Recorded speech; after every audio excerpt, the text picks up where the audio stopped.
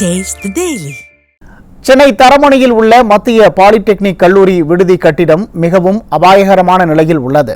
இதனால் மாணவர்கள் அச்சத்துடன் வசித்து வருவதாக குற்றச்சாட்டு எழுந்துள்ளது. இதுகுறித்து களத்தில் இருந்து எமது தலைமை செய்தியாளர் ஜெயக்குமார் தரும் கூடுதல் விவரங்களை கேட்கலாம். வணக்கம் ஜெயக்குமார், விவரங்களை பதிவு செய்யலாம்.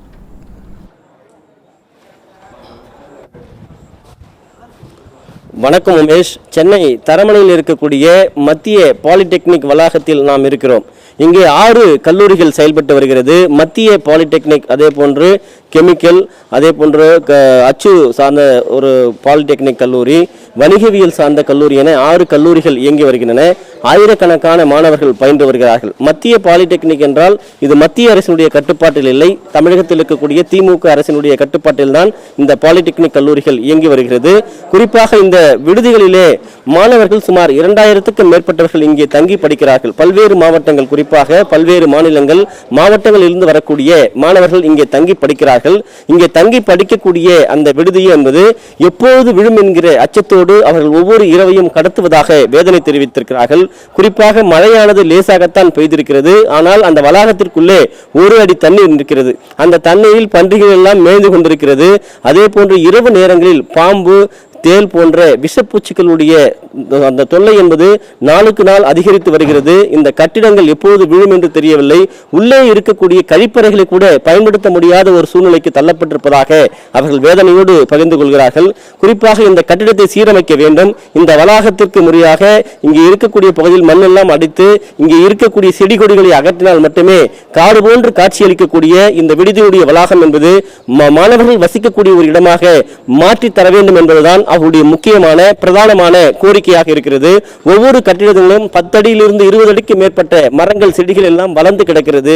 இது மாணவர்கள் தங்கி படிக்கக்கூடிய விடுதியா அல்லது பேய் பங்களாவா என்கிற அளவில் இந்த விடுதி இருப்பதுதான் வேதனைக்குரிய ஒரு செய்தியாக இருக்கிறது. இங்கே படிக்கக்கூடிய மாணவர்கள் நம்மோடு இணைகிறார்கள். குறிப்பாக என்ன மாதிரியான உங்களுக்கு பிரச்சனைகள் இருக்கு? நீங்க எப்படி ஒரு அச்சத்தோடு இங்க இருக்கீங்க?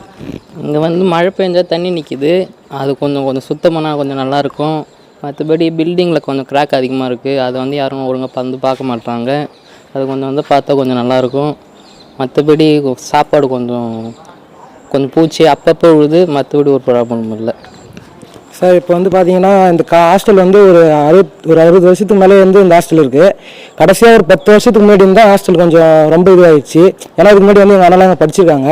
அவங்க படிச்சதுலேருந்து பார்த்தீங்கன்னா எங்கள் ஹாஸ்டல் இன்சார்ஜ் கரெக்டாக பார்க்குறது, எப்போ படிக்கணும் நைட்டு டைமுக்கு, அதெல்லாம் கரெக்டாக இருந்துச்சு. இப்போ பார்த்தீங்கன்னா இருக்குது, அதுவும் கரெக்டாக பராமரிப்பு இல்லாமல் இருக்குது. அது யார் இன்சார்ஜ் பண்ணுறான்னு தெரில.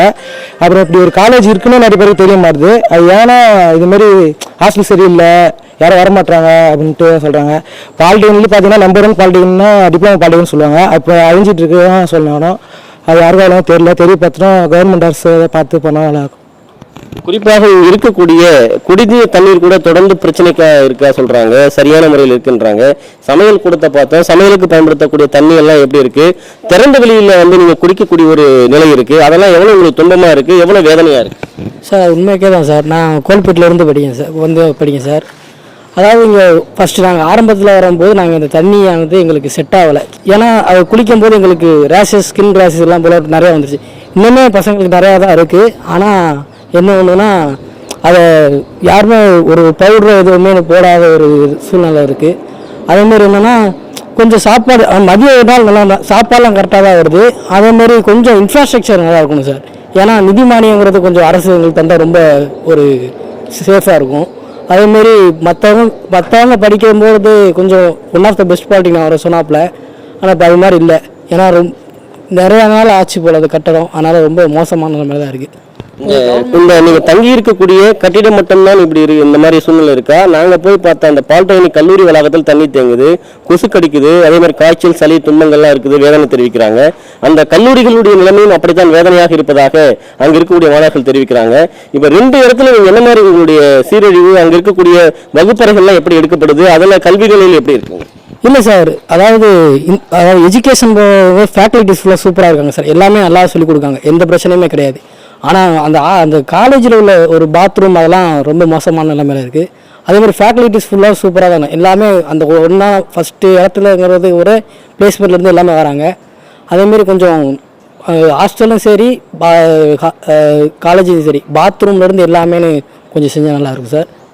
அதுமாரி இன்னொன்னா பாத்ரூம் ரொம்ப தண்ணி, அதாவது 2 லாரி வருது, கூட ஒரு லாரி எங்களுக்கு எக்ஸ்ட்ரா கொஞ்சம் கொடுத்தா அது நிதி மானியத்து மூலமாக தான் வருதான், அது கூட கொஞ்சம் காசுக்கு கவர்மெண்ட்லேருந்து கிடைச்சா ரொம்ப சந்தோஷமாக இருக்கும். மாணவர்கள் பயன்படுத்தக்கூடிய அந்த கழிப்பறைக்கு, குடிநீருக்கு, குளிப்பதற்கு தண்ணி கூட ஒரு கட்டுப்பாடான ஒரு நிலையில் தான் இங்கு வருவதாக தெரிவிக்கிறார்கள்.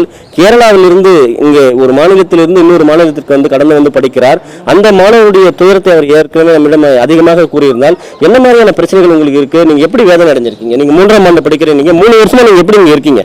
இங்கே ஃபெசிலிட்டிஸ் ரொம்ப கஷ்டமாக இருக்குது. அதுக்கப்புறம் பாத்ரூம் ஃபெசிலிட்டி ரொம்ப மோசமாக இருக்குது. பைப்லேருந்து ஊறி தண்ணி வர மாட்டான். ஒரு வாட்டி காலில் அந்த ஒரு தொட்டி இருக்குது, அதில் தண்ணி போட்டால் 100 பசங்களுக்கு ஒரு தொட்டி மாதிரி தான் கொடுக்குறான். காலி ஆகணும். அப்புறம் என்ன பண்ணுறது? நாங்கள் வெளில இந்த டேங்க்லேருந்து போய் தண்ணி எடுத்துகிட்டு வரணும். தண்ணிக்கு தான் இங்கே ரொம்ப கஷ்டப்படுறோம். அப்புறம் ஃபெசிலிட்டிஸ் ரொம்ப மோசமாக இருக்குது. பில்டிங் எல்லாம் வந்து உடஞ்சி கிடக்குது. ஒரு சேஃப்டியும் கிடையாது. இதில் ரொம்ப வாட்டி குடிக்கிற தண்ணி கூடி போன வருஷம்லாம் ஃபில்டரே இல்லை, அப்படியே கார்பரேஷன் வாட்டர் அப்படியே குடிக்கிறான். நிறைய வாட்டி தோட் பெயின் வந்திருக்கு, நிறைய பெயின்ஸ் இருக்குது, ரொம்ப கஷ்டப்பட்டுருக்கான். நாங்கள் ரொம்ப வாட்டி கம்ப்ளைண்ட் பண்ணியிருக்கு. ஒரு மாதத்துக்கு மேலே கம்ப்ளைண்ட் பண்ணி தான் இப்போ கூடி ஒரு ஃபில்டர் வந்துச்சு. இதே மாதிரி தான் பாத்ரூம் சொல்லிட்டு கிடக்குறான். ஒரு மேக்ஸிமம் இப்போ ஒரு மாதம் சொன்னால் ஒரு வாரக்குள்ளே ஒரு நல்லாயிருக்கும், அதுக்கப்புறம் திருப்பி அந்த மாதிரி ஆகிடுது. அப்புறம் சாப்பாடு வந்து ரொம்ப கஷ்டமாக இருந்துச்சு. ஃபஸ்ட் இயரில் வந்து சாப்பாடுக்குள்ளே லிசார்டு கிடச்சிச்சு. எப்படி சாப்பிட்றது? நாங்கள் ஆல்சோ ஹியூமன் பீயிங், எப்படி சாப்பிட முடியும்? அது இதில் இந்த பூச்சி பள்ளி இந்த மாதிரி தான் கொடுக்குறான். சாப்பாடும் கொஞ்சம் ரொம்ப கஷ்டமாக இருக்குது. இங்கே சென்னையில் பார்க்கும்போது one of the best polytechnic கேட்டான். இங்கே வந்து பார்க்கும்போது என் எக்ஸ்பெக்டேஷன் மாதிரி எதுவுமே இல்லை. இங்கே குறிப்பாக சென்னையில் சிறப்பான ஒரு பாலிடெக்னிக் கல்லூரி என்றுதான் கேரளாவிலிருந்து நான் இங்கே வந்து படிக்க வந்திருக்கிறேன். ஆனால் 3ஆம் ஆண்டு படிக்கிறேன். 3 ஆண்டுகளாக ஒவ்வொரு துயரங்களையும் சொல்லி மாளாத அளவிற்கு இருப்பதாக அந்த மாணவர் வேதனை தெரிவித்திருக்கிறார். சாப்பிடக்கூடிய உணவில் பூச்சிகளும் பள்ளிகளும் இருக்கிறது. இவற்றையெல்லாம் சரியாக செய்து கொடுக்க முடியாமல் இருக்கிறார்கள். இவற்றையெல்லாம் சரியாக செய்து கொடுக்க வேண்டும் என்பதுதான் பல்வேறு மாவட்டங்கள், மாநிலங்களில் இருந்து வந்து தங்கி படிக்கக்கூடிய இந்த ஆயிரக்கணக்கான மாணவர்களுடைய நியாயமான கோரிக்கையாக இருக்கிறது. அரசு உடனடியாக இதனை சரி செய்து மாணவர்களுடைய கல்விக்கு உதவ வேண்டும் என்பதுதான் அவர்களுடைய எதிர்பார்ப்பாக இருக்கிறது. உடனடியாக இதை சரி செய்து கொடுக்க வேண்டும். இங்கு இரவிலே வந்தால் ஒரு சுடுகாட்டில் இருப்பது போலத்தான் எங்களுக்கு உணர முடிகிறது என்று அவர்கள் வேதனை தெரிவிக்கிறார்கள்.